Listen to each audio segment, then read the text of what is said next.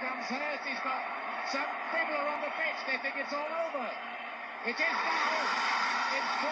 Hello everybody and welcome to match day 17 of the FIFA World Cup 2018 from Russia. And we're into the knockout stages and it's been absolute hell on from yesterday. We had 2 games yesterday and we've got 2 teams that are now out of the competition, 2 teams that have progressed. Absolute goal fest in one of them games, and let's have a look. There was 10 goals in those 2 games. It's a lot of goals. It's a lot of points. Let's get into it. We'll see who's predicted what for yesterday's games, what points were scored, who's predicted what for today's games, and all importantly what that leaderboard looks like, because there's been some movement. So we'll get straight into it. Yesterday's games we had were France against Argentina and Uruguay against Portugal. So starting with France-Argentina, because that was the first game.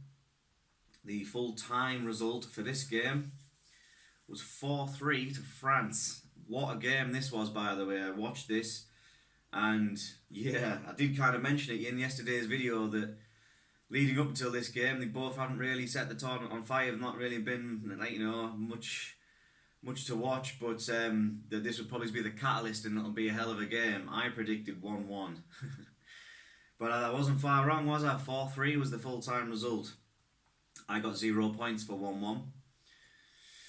Michael Catmull was 2-1 France, getting 2 points. Sam Wilde 2-0 France, getting 2 points. Michael Gillam 1-0 France, getting 2 points. Caroline getting 2-1 France, getting 2 points. Mark Catmull was 2-2 draw, getting 0 points. Rob Henderson, Dave Neal and Niall Jenkins all had 1-1 draws, so scoring 0 points. Andrew Scott was 2-0 France, getting 2 points. Andrew Walton 2-1 France, getting 2 points. So yeah, we had 6 people scoring points off that fixture. Nobody got a correct score, 4-3 to France. That would have been incredible to predict. But some of the goals in that game, my word, sensational. Argentina got humbled. France, they looked good, they looked strong, they looked like they were hungry again, and yeah, they could be a tough nut to crack in this competition. But well done to everybody who scored points there. But no maximum points scored on this occasion. And the second game we had for yesterday was Uruguay versus Portugal, Ronaldo and co. So Messi and co got knocked out. How did Ronaldo and co fare? We had a full-time result for this fixture of 2-1 Uruguay. So Ronaldo and co are out. It's ruthless in the knockout stages. It's ruthless. 2-1 was the score. To Uruguay. I predicted 2-1 Uruguay, so I had got maximum points. Hells yeah. Michael Catmull scored 0 points with a 1-1 draw.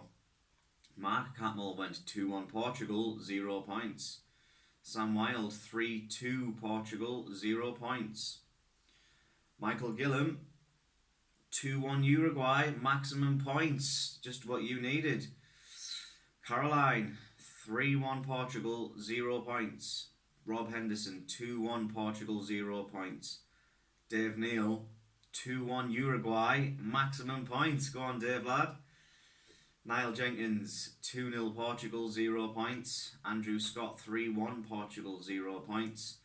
And Andrew Walton 2-1 Uruguay, maximum points. Well done there.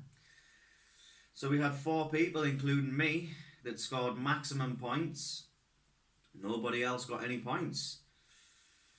Everybody else predicted draws and Portugal wins. And Cavani, he's some boy, innit? He always has been. He doesn't really get so much of the headlines, I think, or as much as the attention as Suarez does, but they are both absolutely lethal. And yeah, I think people want to start paying attention to them because I think they might go all the way. That's my potential prediction. Both France and Strong and strong. Both France and Uruguay looked strong, but I think Uruguay just have a bit more steel about them. You know, they've got a bit more. I don't know what the word is I'm looking for, but I think they're gonna cause problems. I think Suarez and Cavani are going to be lethal and going to do damage. You're going to be hard to stop, real hard. Well, they were yesterday's games and points. We'll move on to today's games and predictions for those. And the games we have for today are, in no particular order, Spain versus Russia and Croatia versus Denmark. I'd be interested to see how Croatia do, because I think they early on were the team that looked like they wanted it the most. So we'll run through predictions for those, and then we'll hit the leaderboard up and see what's going on there.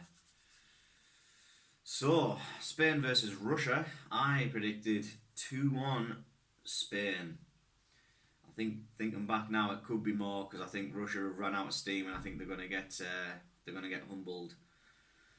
But 2-1 Spain I have went. Michael Catmull has went 2-0 Spain. Mark Catmull 2-1 Spain, same as me. Sam Wilde 2-1 Spain, same as Mark. Michael Gillam 2-0 Spain. Caroline 1-1 draw. Remember, these are 90-minute scores. Rob Henderson and Dave Neal both went 2-0 Spain. Niall Jenkins 1-0 Spain. Andrew Scott 2-0 Spain. Andrew Walton 3-0 Spain. I think that's potentially the one that you're looking for there, Walton. I think you might hit the nail on the head there, son. So with the exception of Caroline, who went for a draw, everybody else has went for a Spain win. All relatively small scores as well. Walton's probably the exception with 3-0, but I know earlier on in the competition there were 5-0s, there were 6-1s and stuff, and didn't quite work out like that. So yeah, a bit more conservative from people this time round, but all going for Spain, barring Caroline.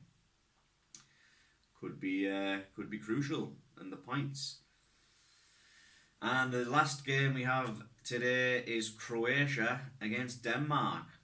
Again, I went for a 2-1 win, and I went 2-1 Croatia.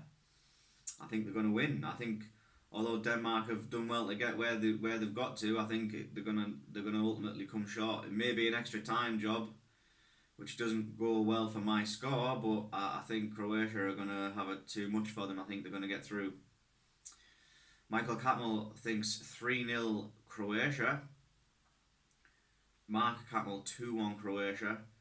Sam Wilde 1-1 draw. Michael Gillam 3-1 Croatia. Caroline 1-0 Croatia. Rob Henderson also 1-0 Croatia. Dave Neal 2-0 Croatia. Niall Jenkins 3-0 Croatia. Andrew Scott 2-0 Croatia. And Andrew Walton 2-1 Croatia. So Denmark, you ain't got no chance.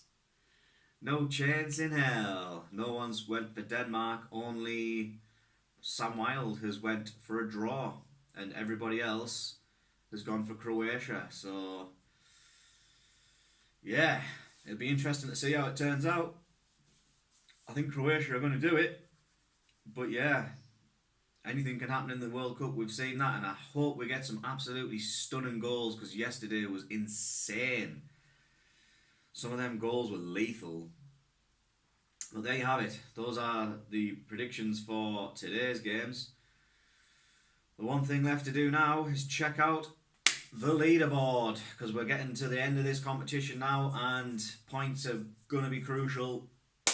See who is top of the leaderboard. On 75 points, Michael Gillam has been back to the top. Well done, Michael. Good for you. You've managed to claw your way back to the top. Sam Wilde, 72 points, dropping into second place. Andrew Walton, third place, 66 points.